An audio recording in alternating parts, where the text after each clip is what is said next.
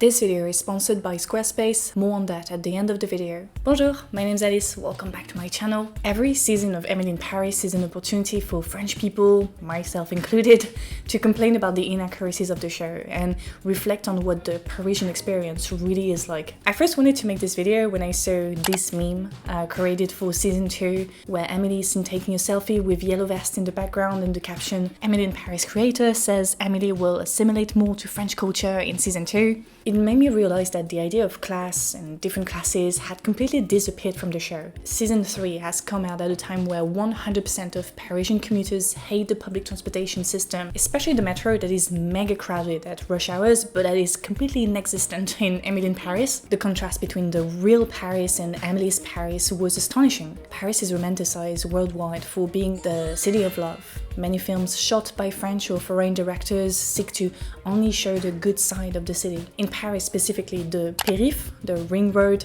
creates a clear division between rich and poor areas, but even within the city, you'll find great inequalities between what we called arrondissements, districts. Films that take place in Paris are often set in the wealthiest arrondissements, which are the 5th, the 6th, the 7th, and the 8th. Emily in Paris is mostly set in the 5th arrondissement, so the team definitely wanted to only show the good side of Paris. I mean, that's the criticism I initially had when I started watching the show. You know, it's unfair because they only depict the good side of Paris. But when I looked more carefully, I realized that it didn't stop there. They don't only show what rich people Paris looks like, they also twist reality. The first thing that highlights that, and that many people commented on, was Emily's flat. Une chambre de bonne facing Place de l'Esplanade. So that's what a chambre de bonne looks like. It's the minimum legal size for an apartment in Paris. So it's coherent that an expat who doesn't speak the language and is only going to work in France for bit of time, end up in a chambre de bonne. That's what happened to YouTuber Cecilie Alice, an Australian expat, when she arrived in the city. So the script is coherent with reality. Emily lives in a chambre de bonne.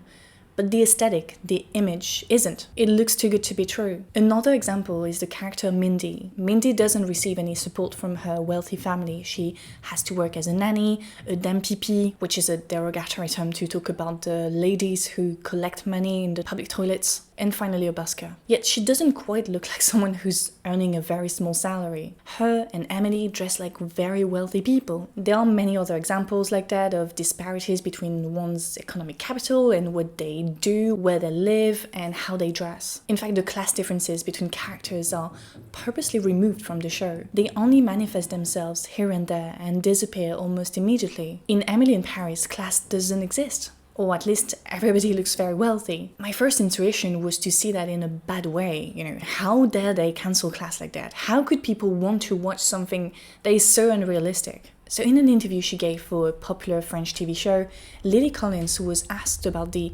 inaccuracies of the show. And she replied that the show provided a sense of escapism after years of repeated lockdowns where traveling was not possible. The producers wanted to give viewers the opportunity to experience Paris in a more glamorized way, through the lens of a young, entrepreneurial, clumsy American woman. In a blog post commenting on the show, Sophie Nodo shared that, personally, I binge-watched the show in one sitting. Yes, it's ridiculous and not at all very realistic, but I miss pre-pandemic Paris, and it was like a candy box of postcards I could enjoy from the comfort of my couch. In other words, the fact that Emily in Paris is unrealistic is what makes the show so popular. For that reason, it is comparable to another super popular series that Netflix produced, any guess? Bridgerton. In Bridgerton, class blindness is replaced by an attempt at colorblindness. People from different ethnicities evolve in a fictional world inspired by the early 18,000 Regency period, where race is only an afterthought. Viewers from all over the world were naturally drawn to the escapism of the show. Actually, I say everybody, people all over the world, but not everybody watches Netflix. The average US Netflix user is a millennial woman with some or no college degree who lives in a suburban area. 68% of Netflix users have some or no college education, while only 33% have at least a bachelor's degree. When it comes to Emily in Paris, the show is mostly watched by women, so women with no or some education who live mostly outside city centers, would be a fair estimate of who watches Emily in Paris. That's interesting to me because it validates the idea that fans of the show come for the escapism. They enjoy to see such a caricatural young woman who loves fashion, being a girl boss, and living in the romantic city of Paris where everything is beautiful and polished and dreamlike. It's not surprising that the series was created by Darren Star, who also created Sex and the City, which is also known for attracting that type of demographic. Interestingly, Bridgerton viewership stats are similar, with 76% of women watching the show, and a bonus for the diversity of viewers. Another movie that got a similar viewership is 50 Shades of Grey, which, like Bridgerton, comes from a new romance book series. The genre of new romance, which sits between traditional Jane Austen type of romance and female porn, has developed a lot in the past decades. For the viewers, lower to middle class women in particular, the escapism is translated into a post-racial, post-class world where sex is exciting.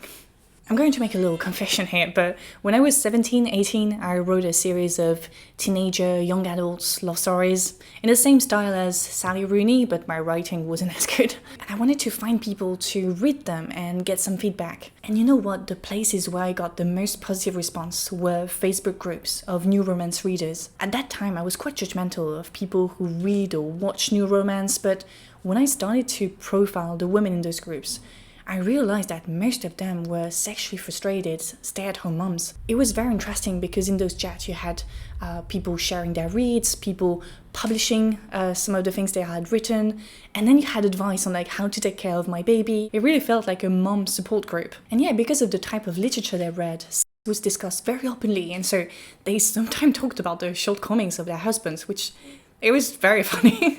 In that group were the type of women who didn't get to become socialite girl bosses, living their best life in a city like New York, Paris. It was the women who instead were socially conditioned to remain in suburbia, to stay close to their family, to not go to university or go but not stay too long, to have kids, to take care of their kids. So of course we're talking about trends here, and you might not recognize yourself in those trends, which is totally fine.